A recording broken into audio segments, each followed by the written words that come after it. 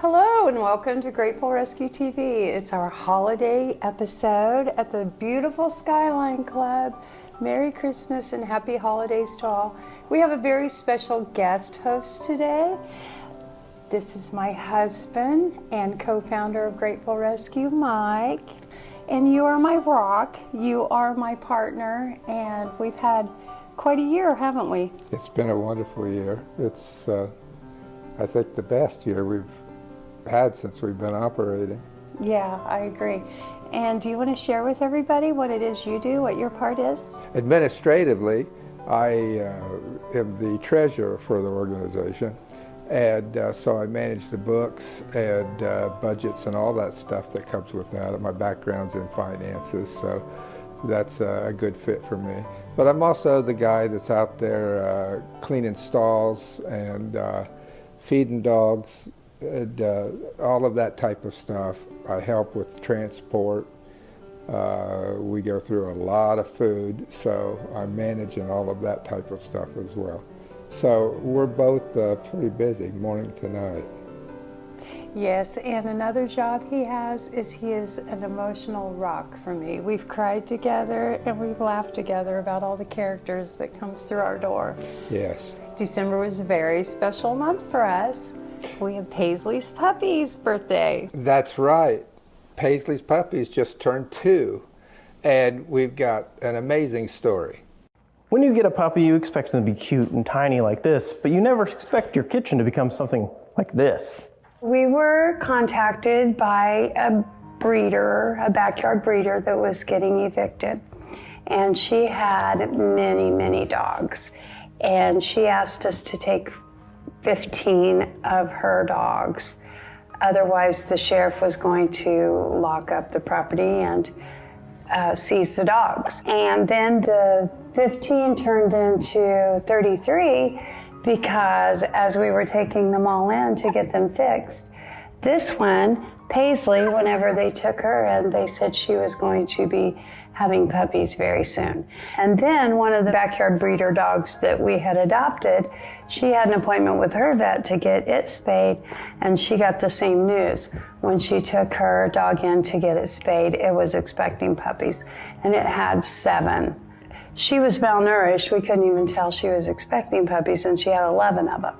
So first thing we had to do was talk to our vet and see what do we do to make sure these puppies survive.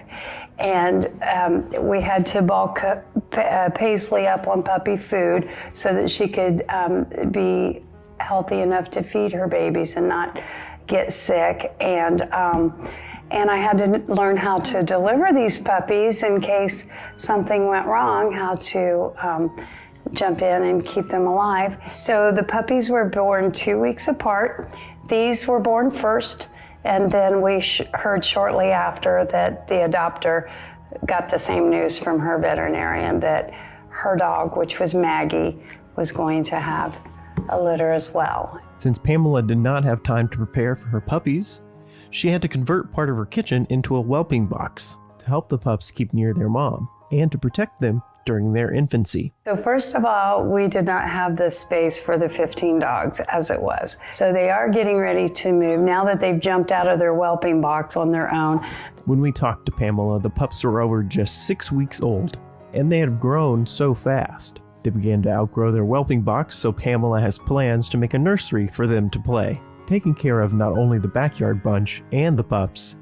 She's received so much assistance from others. We had a village of help. We had a fence company from Muncie City Fence. We had Ruse Holistic Pet Supplies give us things we needed. We had Nathan Lowe, the Indie Dog Whisperer. He helped us with a lot of training because these dogs are very, very frightened of people. They're unsocialized. And we had Red Key Veterinary. They gave us all of the things we needed to know in order to have these puppies without any problems. Thankfully, these pups didn't grow up in a condition like the 15 backyard breeder dogs that they were in. As you can tell, they're very socialized. And all these backyard breeder dogs were also once puppies just like this.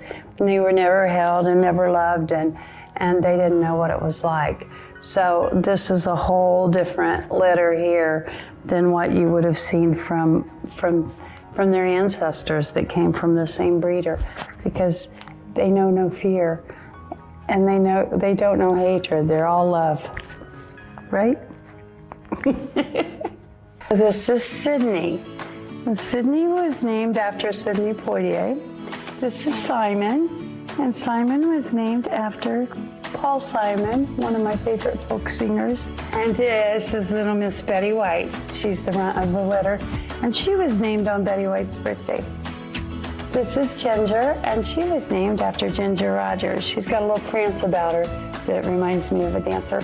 And this is Peyton, and he's named after my favorite football star, Walter Payton, because he's like the biggest little bear of the bunch. Okay, and this is Liza. Liza was named after Liza Minnelli. She's got that gorgeous silky black hair. And this is Stuart. Stuart's named after little Mr. Stuart, Stewie Spittler. And he's just a little mini-me of Stewie, he looks like. This one's named Bobby. She is named after my favorite singer, Bobby Weir. And this is Mikey. Mikey likes all the food, just like the old commercial. He likes it. Hey, Mikey. And this is Takum. He's named after my father. And the reason I named him is because my dad was a basketball star for LaPel High School, and their colors are black and gold, just like this little guy. And we forgot Arlo. Little Arlo was one of the puppies, and he was named after a folk singer, Arlo Guthrie. Remember when all those puppies took over our kitchen? It was amazing. It was funny. They were running amok. For 12 weeks? 12 weeks. Hello to Grateful Rescue. Thank you so much for taking care of Paisley, this little guy's mama. We love you so much for putting us together. Happy holidays, Merry Christmas from Fozzie.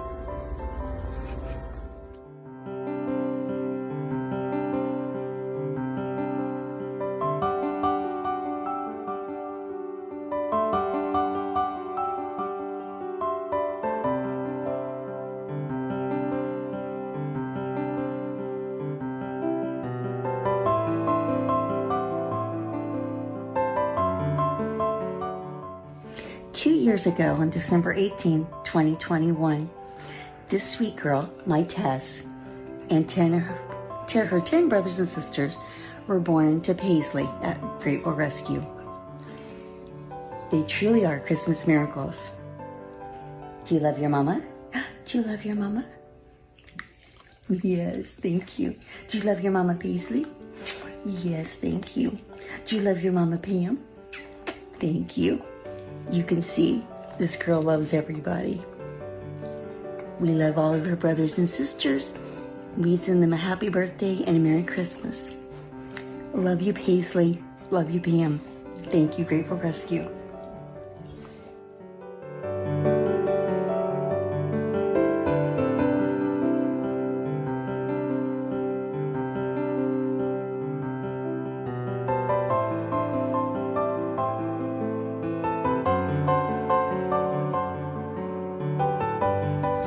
Hi everybody, Paisley Puppy Check-In here. This is Mikey.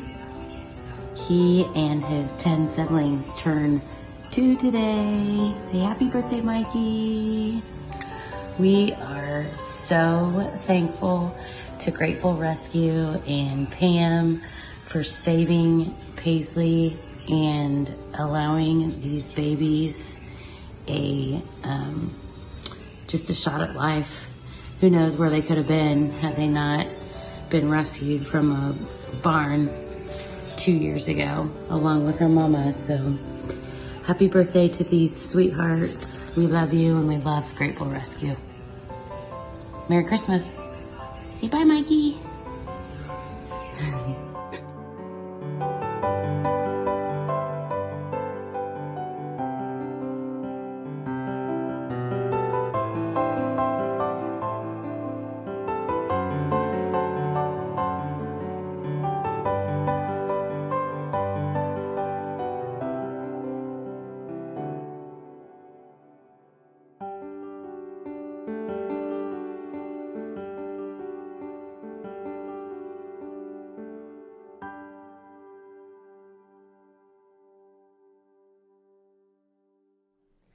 Happy birthday, Paisley's puppies. And that was a special group of adopters. That was such a special group of adopters. They're like family. There's so many things that they have done together. We've remained in contact. They have a chat group that they share daily. They attended training together, and they also attended events together. And they really started something that spread out to, as we had more adoptions, others kind of mimicked the things that they did. So that's a different story, but at some point people will see how many families are interchanging and talking about their pets. And our adopters are like family. We are here at one of the most exciting gatherings at Grateful Fest, near and dear to my heart. You all know Paisley and Paisley's puppies, and we are here with Paisley's puppies. They're all here for a reunion. Each pup gave kisses to their original caretaker, as their current caregiver and owner thanked Pamela for all the work she does for animals in need. Pamela, elated to see the puppies, along with a couple of Maggie's pups as well, was so happy she almost broke down in tears of joy. Hi, sweetheart. Oh my goodness.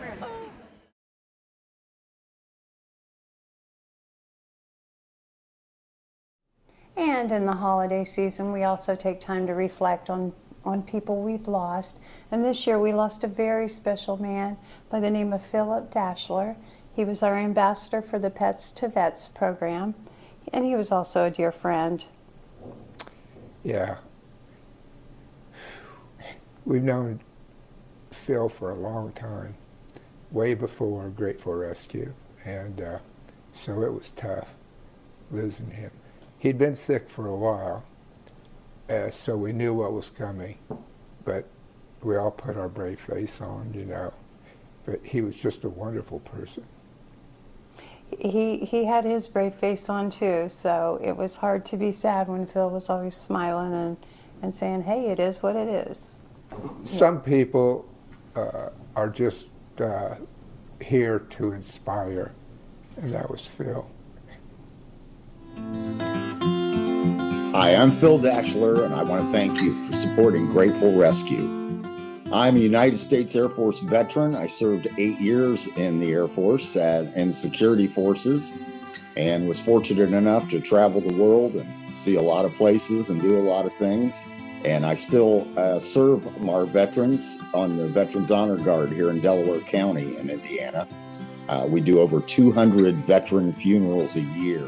I did spend 32 years in radio after I discharged from the Air Force, and it's been a wonderful life. I've been truly blessed.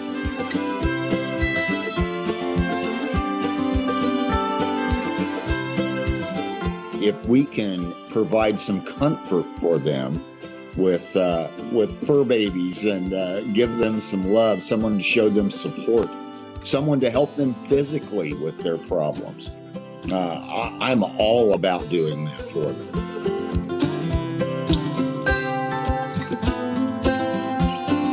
A lot of our active duty folks, they're going to be deployed and they don't know what to do with their pets. Grateful Rescue will take these pets, will board them, will love them and feed them and comfort them until you're able to come home. This is going to be the largest pet sanctuary in the Midwest, and it's a wonderful thing that Pam is doing. Big thing is right now, what we need is, at the current time, we need donations. We need help to get this up, get it rolling, and get this process started.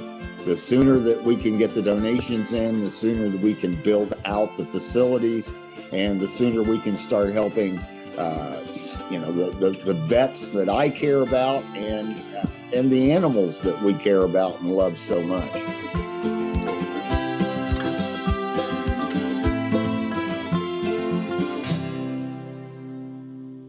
One of our best stories of the year is about a big dog named Molly.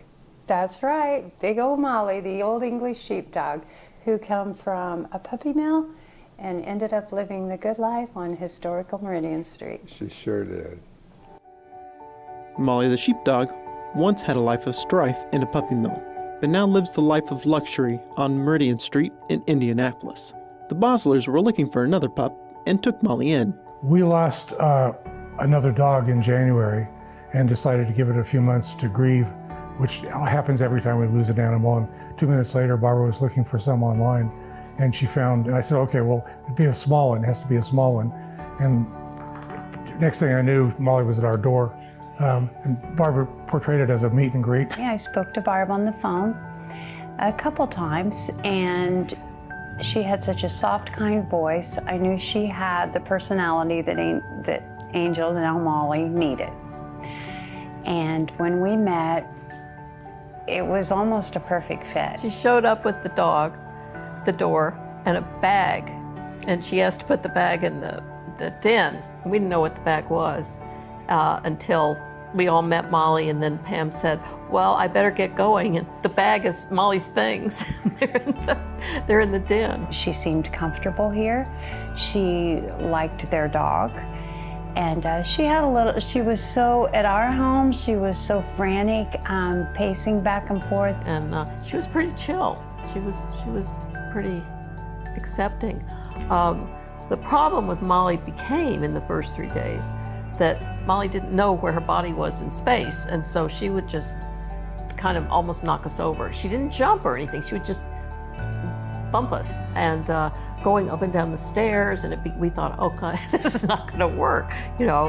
And she was also, the first 3 days, they kind of lose their house training a little, and then we put her in the car and she threw up. I mean, it was just like, and then I called Pam, I said, we're drowning here, what can we do? I immediately told Barb, we need Nathan, the indie dog whisperer, because Nathan constantly amazes me. So a lot of times with fearful dogs, there's some typical kind of stereotypical myths involved, like if we just say, baby, you're good, you're safe. If we say things in that way, that will help them understand, but it never works that way, right? The dog actually stays more fearful. And the reason is, and I tried to help them understand this, and I think they did come to understand this, is from a dog's point of view, for a fearful dog to hear that tone means now I, as a fearful dog, have a parenting job, because these humans sound like something's off, something's wrong. So now I get double watchful. Now I get double concerned. So the issue is the humans have to learn to exhibit the energy that lets the dog know everything's copacetic, man. We got it. Things are taken care of. You can begin to enjoy your life. And they took that up. You know, they said within a half hour, they were doing it. Now with the knowledge in place, the Boslers and Molly have made themselves right at home. She is so comfortable that she and her housemate Daisy get into some daily hijinks. She's a riot. She's really funny. She and Daisy run up and down the stairs, and they love these French doors that look out on Meridian, and they'll lie there and just kind of comment on the passing people. You know, some they bark at, some they let go, but that's kind of, and she really enjoys that because she's within the safety of the house. We started out by keeping both dogs in the kitchen, where we have cats as well, when we would leave, because you never knew what a new dog was going to do out in the house. And we came home one day from about an hour out, and the dogs greeted us at the front door. And each accused each other of having left the door open to the kitchen. And we went out the next day, and it was about 20 minutes, and the dogs greeted us at the front door. And we had both checked to make sure the doors were closed. And so I set up my video camera on my phone, propped it against some books, and focused on the door, and watched the whole thing. It took an hour and 10 minutes before she finally came up, looked around, and you'll see the video, I think. And just she uses her big paws to turn the knob, and here's it unlatch, and just pushes it open. And you'll see her run out, then you see Daisy run out after her. And on a bad day, the cats are out there too. It's like one flew over the cuckoo's nest or something like that. Molly went from rags to living her best life on Meridian Street. For Grateful Rescue TV, I'm Adam Byers-Dunn. And it's that time of season where Santa's getting his reindeer ready to fly around the world. And that's going to take a little bit of work. Yes, and we've got 2 veterinarians that are going to show us how that all works. We're up here at the North Pole for a super special assignment. And as presidents of AVMA and NAFTA, it's our job to make sure that all of Santa's reindeer are happy and healthy and ready to make the trek around the world to bring presents to good children everywhere. And Ashley's here to help me with the exam. Oh boy, I'm so excited.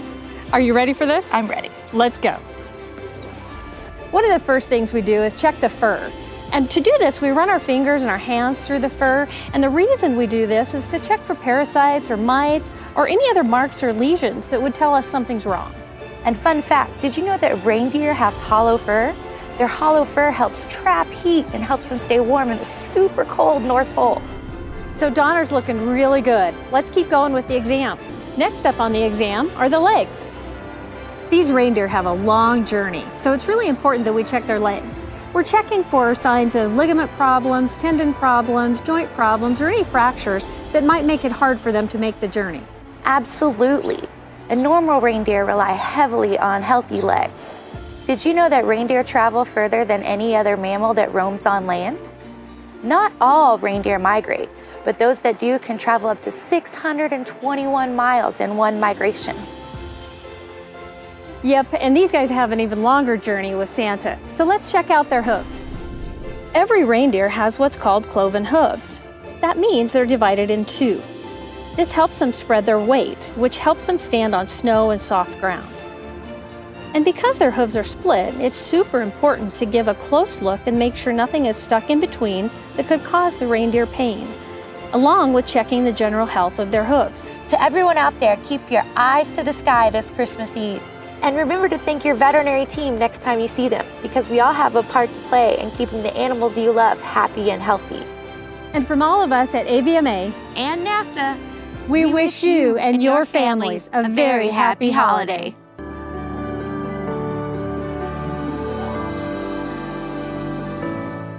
Happy holidays from all of us at Grateful Rescue and Sanctuary.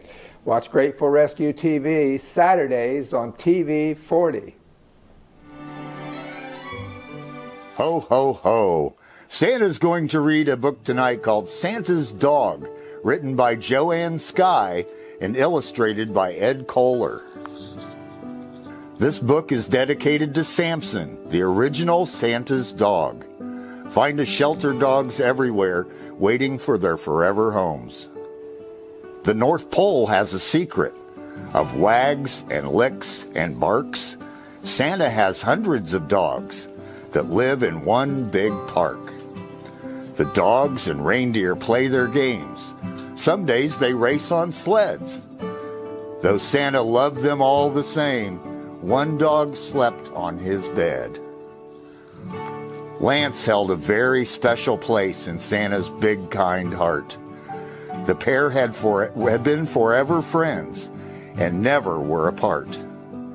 Each Christmas Eve, Lance rode the sleigh. I love my job, he said. One year the winds were way too fierce. Lance fell, paws overhead. He tumbled down a mountainside and landed far away. The town's dog shelter took him in.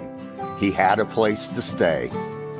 When Santa saw that Lance was safe, he chose to carry on. The night was short, his list so long, he circled back at dawn. When all was done, he went for Lance. The pickup went astray. The shelter doors were all locked up, for it was Christmas Day. He could go in, but that's not right, 'cause Santa gives, not takes. He knew that Lance would understand. It still made his heart ache. Next early morn, a family came to find a special friend. The family soon would need someone on whom they could depend. Their dad was headed far away, a soldier, strong and true. It was a fact, Dad's bags were packed. What would the family do? The soldier looked at Lance and knew this dog would be the one to keep his family safe and sound until his job was done. Lance went along to his new home, worked hard with his new crew.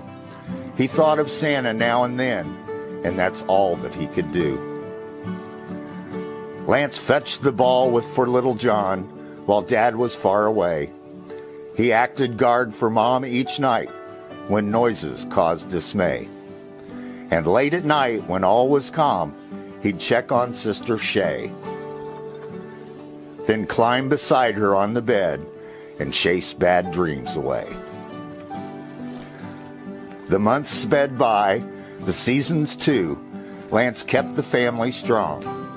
They played, they laughed. Each day that passed, it seemed like Lance belonged. Next Christmas Eve, Lance packed his things and listened for the sleigh. To his surprise, tears filled his eyes. He blinked them all away.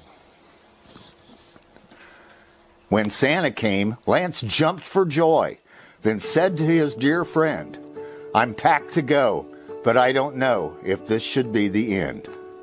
And Santa said, "I saw you here in this fine home with family full of love.